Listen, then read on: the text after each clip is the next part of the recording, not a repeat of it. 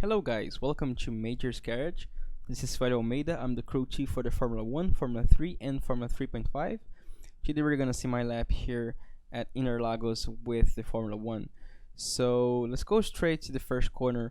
My braking reference here is the 50 board, although I'm starting to brake one car, maybe two cars before, and my maximum pressure will be when I'm just by the 50. I really want to brake on a very straight line here, even though when you get closer to the corner itself, the white line already starts turning a little bit to the left. So as you can see, I'm braking and trying to really stop the car, full brakes, and then decreasing very slowly. At this point, you can see that I'm actually pointing the car ever so slightly to the left, just so I can get a little bit away from the white line, and then the white line will kind of meet me again. You can see how I go a little bit to the left, and then I still want to be braking almost like on a straight line. Of course, this is already turning a little bit, but it's turning less than the corner itself, so it kind of gets even closer to my tires here. So it's basically I'm trying to be pointing a little bit like this way, just a little bit, so the car meets the white line again before we start turning. As you can see, this is actually very subtle, so it's just a way you can approach the corner. It's very difficult to actually see that happening with the line. You can see that I actually do get closer to the white line a little bit, but I don't actually touch it. Maybe I could touch it and still do the corner very well, and maybe even a little bit more, but I wanted to be a little bit safe here because, well, we're braking too hard and we were thinking about not locking the front tires, so it's a little bit difficult. And then I really want to be aiming to stay a little bit to the left right after this first apex. I want to have my car around here, so when I change direction I can carry as much speed as possible on the second one, so we could carry even more speed on the third corner down there. We could touch this curb, we could use a lot of this curb. I did miss it on this lap, but I was able to still carry a good amount of speed. As you can see, I'm missing a little bit, and then as you can see at this point, I'm really trying to have my car to this left half of the track so I can prepare the next corner. It's very easy to end up having your car too much to the right here, right before the change of direction, and then you have a really hard time for the next corner. So as you can see here, the change of direction is quite aggressive. Because I am accelerating, I'm not braking, I don't need to worry about the car slowing down. So when you have that situation, you can actually change direction quite aggressively. Boom. And then just being careful with the throttle. I want to be around 70%, 80% throttle here, just to control the rear to not snap. And then same thing here, as you start turning here, it may be a little bit snappy, and you may end up needing to lift just a little bit to 90% throttle. In this case, I was basically able to do it flat out. Just be careful, because you really need to feel how the rear is reacting with your force feedback. Then we go to the next corner. This is a little bit tricky too. As you can see, we have this white line here, and the white line actually turns slightly to the left, to the right. So if you just brake like this, you may end up having your car pointed too much to the inside right before you start turning. So what I do is I'm bringing my car a little bit to the left. You can see I'm not totally on the white line here, because I'm already thinking about that line there. So if we see right now what I'm doing, you can see that I'm actually parallel to this white line here. So when I start braking, I can really follow that white line, and I have a little bit more track to turn into the corner. So my braking reference is the access road here.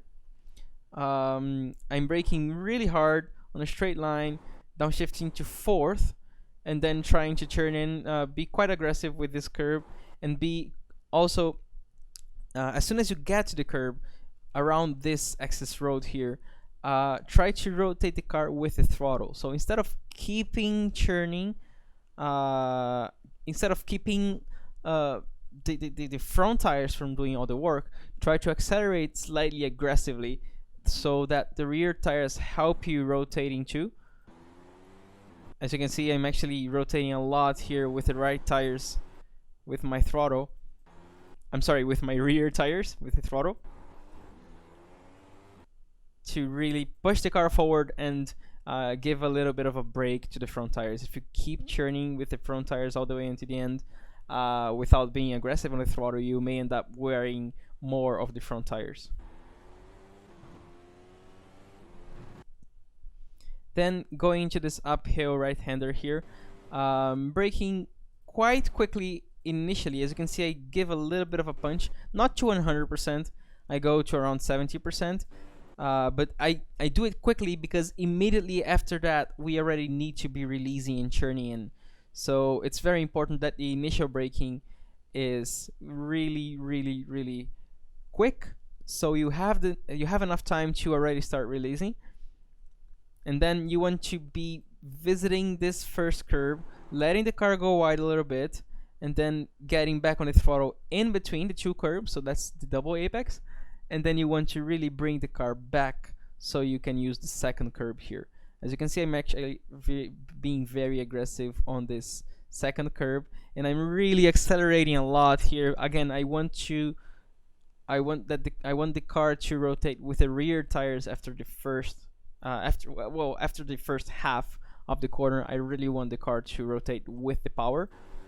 As you can see here, I'm really kind of almost controlling a little bit the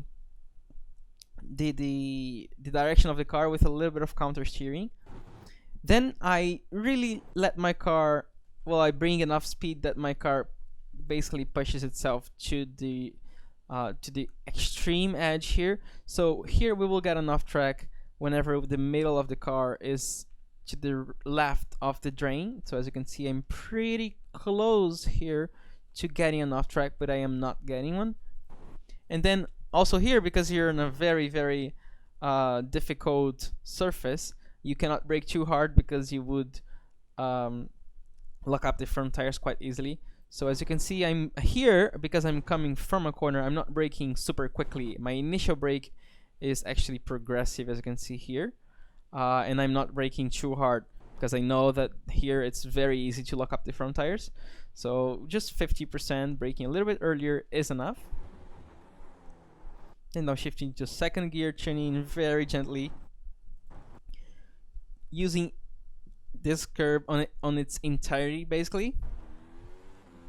And then when you turn to the left here, when you change direction, try to do it early so that you basically consider this as a double apex. So this is my first apex. As you can see, I'm really going over the curb. Then my car will go a little bit wide here. As you can see here, this is the point where the car goes a little bit to the right, and then I want to get back to the curb again. As you can see, this is a very subtle double apex. It's just the idea of having one apex here on the entry, go wide, and then go back for the second apex around here. So you're still over the curb, but you can consider it as being that double apex, so you can basically set up the corner in a more predictable and easier to replicate. And then again, being very aggressive on the throttle so the rears can rotate the car.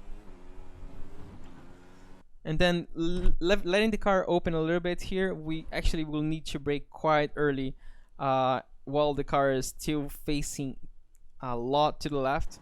And then because of that, because I'm actually worrying about braking and turning, I cannot brake too hard. As you can see, this again, initially I do brake around 70%, but immediately you can see how I'm releasing the brakes because I have to be worrying about turning the car already. Using the second gear here for a good engine braking, and again, super careful with the front tires here, and be careful not to get back on the throttle too early here. You want to have your car, as you can see, around the middle of the track. You don't want the car to be too much to the outside, and then you will have enough time to really push the car forward here without having to turn too much, because the car is too powerful to do this wide sweeping turn in between the corners to prepare the next one. So I'm just staying to the right here as much as possible, so I can already push the car forward and still have a good line for the next one. So here we have to lift just slightly, so you have to be feeling the rears and how it's threatening to spin.